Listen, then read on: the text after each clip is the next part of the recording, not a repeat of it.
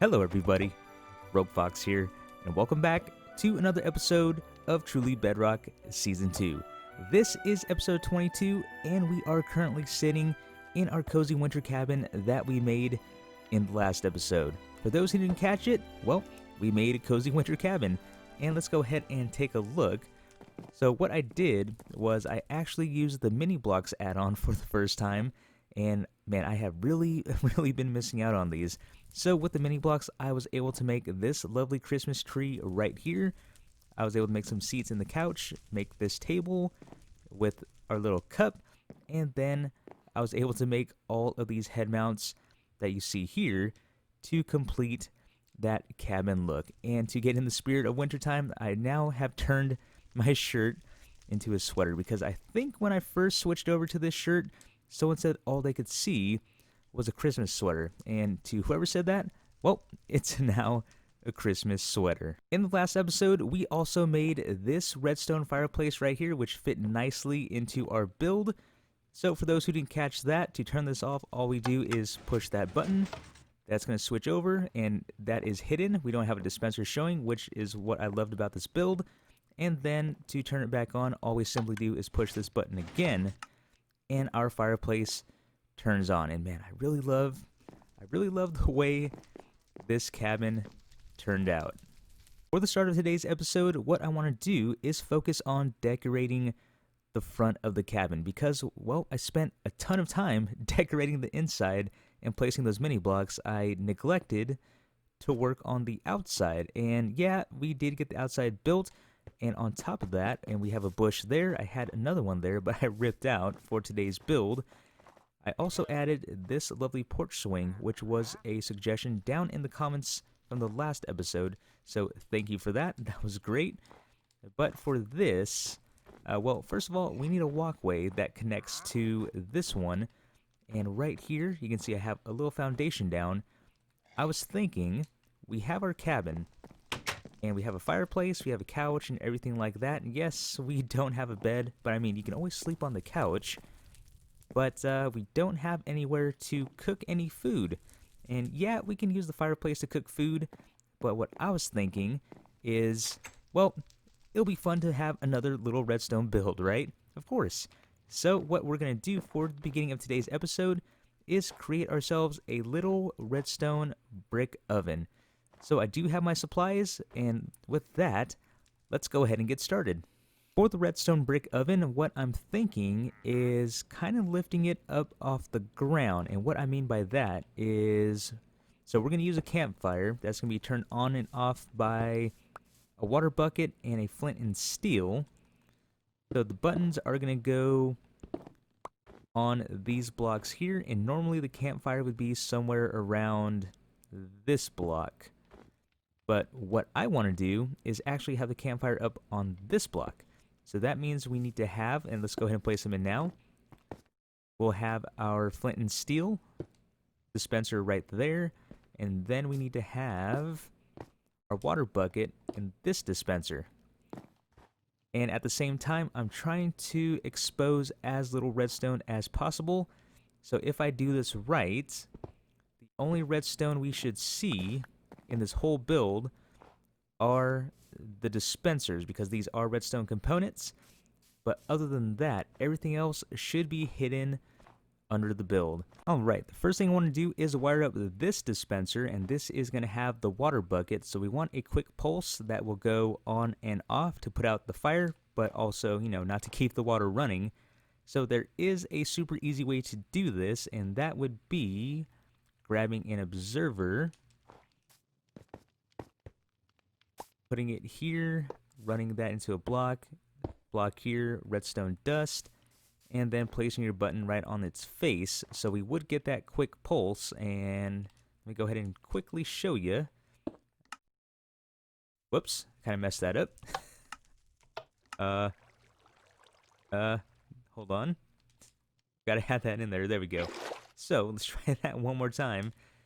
So we would just do this, and then we would get a quick little pulse like that. But again, the idea behind this build is to have no exposed, I forget that's in there, is to have no exposed redstone, except for our 2 dispensers. So we're going to have to do this the long way to achieve the same result, but I think it will be well worth it because, again, we want to have the button down here against our blocks. So I'm going to do this really quick and on camera. And don't worry if I go too fast. I plan on doing a redstone tutorial on this, so I guess we can call this a little sneak peek at what I want to do. So we're going to let's knock this out so we can get around. We want to knock out these 3 blocks right here, like so. Place a block here. Dropper facing towards me. Dropper running into that with a junk item inside of the dropper. And then we grab our comparator. Moment. Comparator there. And then observer detecting that. And that is all done. Whoops, we do need some redstone dust right here. And that is all set up. So what's going to happen? We're getting the same result, but again, the redstone is going to be all underground. We press that, we get a quick pulse out of that. The observer detects that, and I think it's actually going to turn the fireplace, the water bucket on and off quicker than actually using the observer all by itself. And let me show you what I mean here. Let's do that. Where's that going to go? That's fine. It's not going to wipe anything out. So we just press it. And there we go. Enough to put out our campfire, and we can go ahead and cover it up just like that. So that part is done, and we can actually build up the rest of this wall. Put this wall up as well. So that part is done. Now let's wire up our flint and steel. Flint and steel side is going to be super easy, and all we do is place our flint and steel in. Actually, no, we'll wait. We'll wait to do that.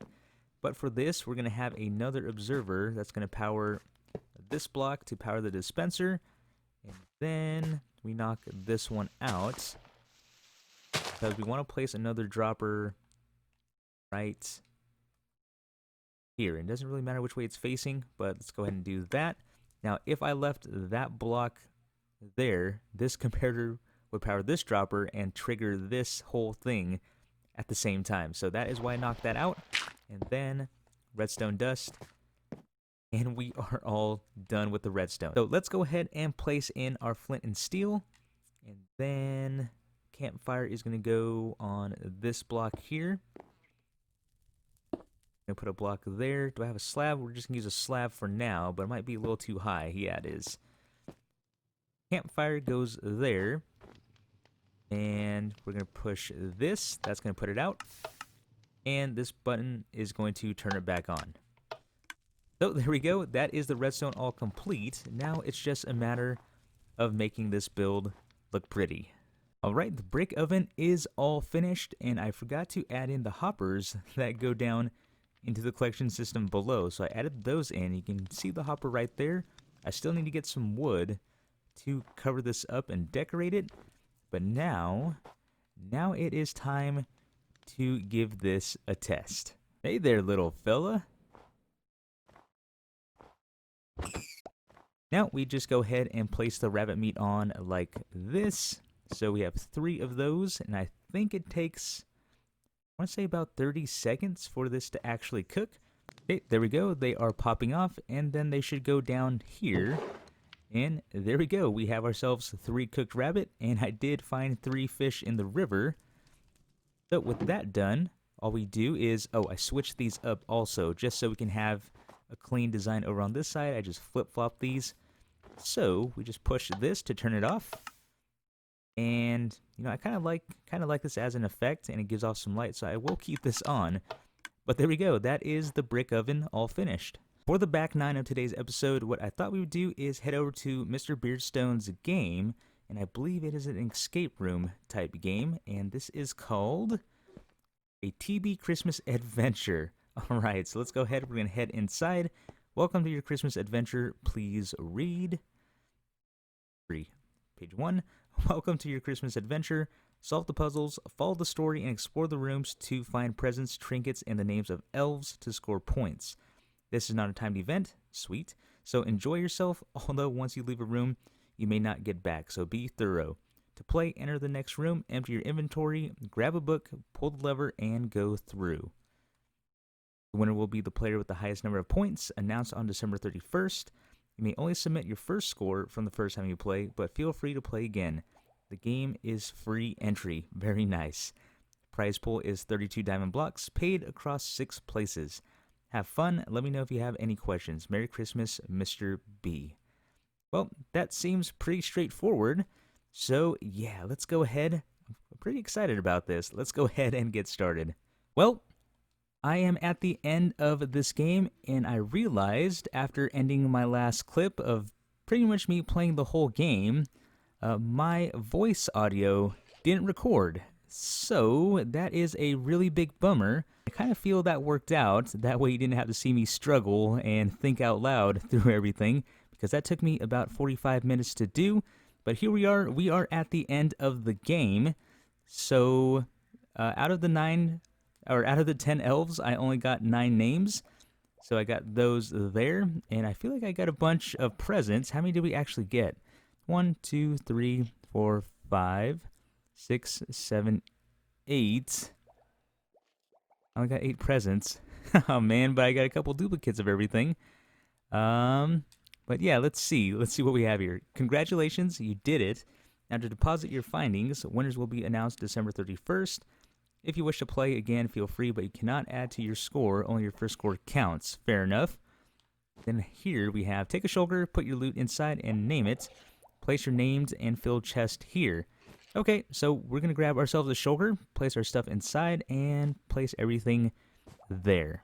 Actually, it looks like I did find all 10 presents. So we have 1, 2, 3, 4. I didn't realize this was a present, so 5, 6, 7, 8, 9, and then the gold one was also a present. So we did get 10 presents, and again 9 names, and then these named items from the town area. Well, I kept those, but these named items, I believe those were worth points as well.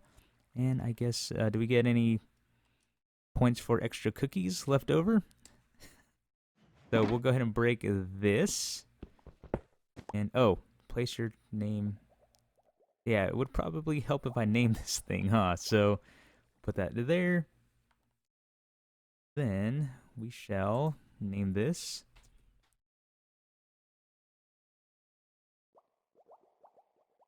There we go. So we got that. We'll grab this. Place this inside the chest, like so. Put that back. And I guess we're done. Yep, we're back at the beginning. We can go ahead and open this back up so we can get out. So, let me go ahead and collect my stuff, and let's get out of here. Since Beardstone's game didn't work out, we do have some time left in this episode, and just looking around, there's a Darth Vader right there, just looking around, this area has been built up quite a bit because I did log on after the stream weekend. So yeah, a lot has been done around here. I see a lot more snowmen, which I need to go over there and build mine, but not in this episode. But what we need to do is we need to head over to this Christmas tree because we do have a Secret Santa event going on. And I believe it is time to draw names. So we're going to head over here, take a look. Now is the time to find out who you'll bring holiday cheer to. Press the button to get a box from the magic present. If somehow you get your own name, just drop it back in the present in front of the bow. Alright, so let's go ahead before it gets dark and a bunch of things start spawning. And we're getting BJ. All right, so we are getting our neighbor's present. So we need to fill this up with a bunch of goodies. I'm not sure what to even fill it up with. I mean, because at this point in the game, everyone pretty much, yep, things are spawning. Let's get inside and sleep. But at this point, I mean, everyone pretty much has everything they can possibly need. So we're going to have to get creative with this. And yeah, we need some time to think about what I'm going to put in here. While I'm thinking about it, we still need to finish up this walkway going up to the cabin. Now the only challenge is this is going to go up at an angle. So I need to make it look okay. So I try to bring it 2 blocks back just to see where we can go from there. See, I'm thinking cobblestone, we're gonna use some stairs, we're gonna use some slabs. Say we want to go up this way. Do a stair here. Like that, just to gradually go up.